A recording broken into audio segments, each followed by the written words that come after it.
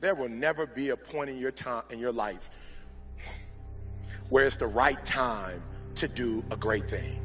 If you're waiting for that perfect moment, that perfect timing, it's not going to happen. You know what you have to do? You have to create the perfect time and the perfect opportunity and the perfect situation. So that a lot of people become comfortable. They stop growing. They stop wanting anything. They become satisfied. People getting ready to go to jobs that they don't like, jobs that are making them sick. You see, when you're not pursuing your goal, you are literally committing spiritual suicide.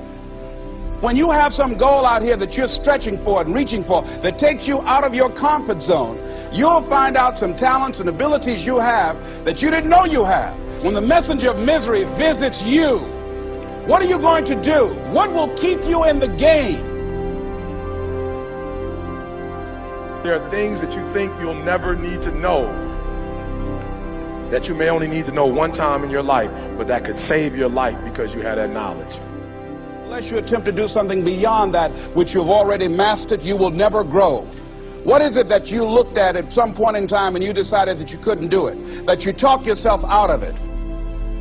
You're waiting on your next door neighbor to make it happen for you. It may not happen. If you're waiting on your mother or your father, they may be so ancient in their thinking that they don't understand this opportunity that you have. And if you're waiting on them, it may never get done. You don't beg average people to be phenomenal. You don't beg good people to be phenomenal. You just are phenomenal, and you will attract phenomenal. What reason can you remember that you can call on, that you can reach on, that can make you get back up? Find that reason.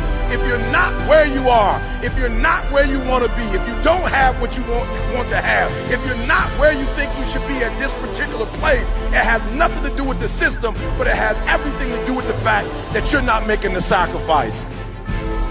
I want you to make that dream become a reality, because if you don't, you will be working for somebody else to make their dreams become a reality. Everybody is against you or don't believe in you no more. And let me tell you something, that's a lonely feeling. It's a lonely feeling, particularly people that you're doing it for.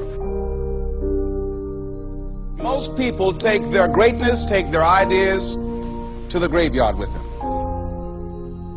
Listen to me, if it was easy, everybody would do it. There are people right now who are working who don't want to work. There are people who hate their jobs, but they keep getting up to do it. The wealthiest place on the planet is the graveyard. Because in the graveyard we will find inventions that we never ever were exposed to. Ideas, dreams that never became reality.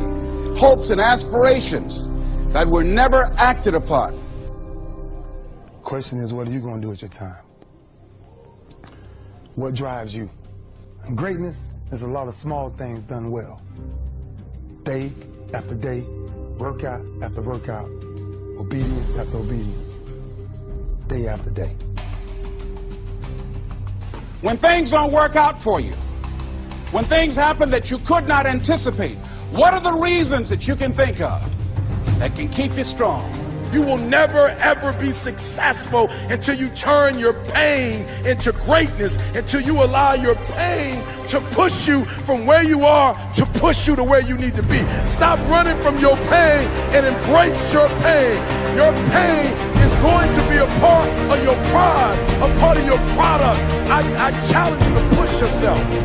See, it's easy to be on the bottom. It doesn't take any effort to be a loser. It doesn't take any motivation, any drive in order to stay down there on a low level.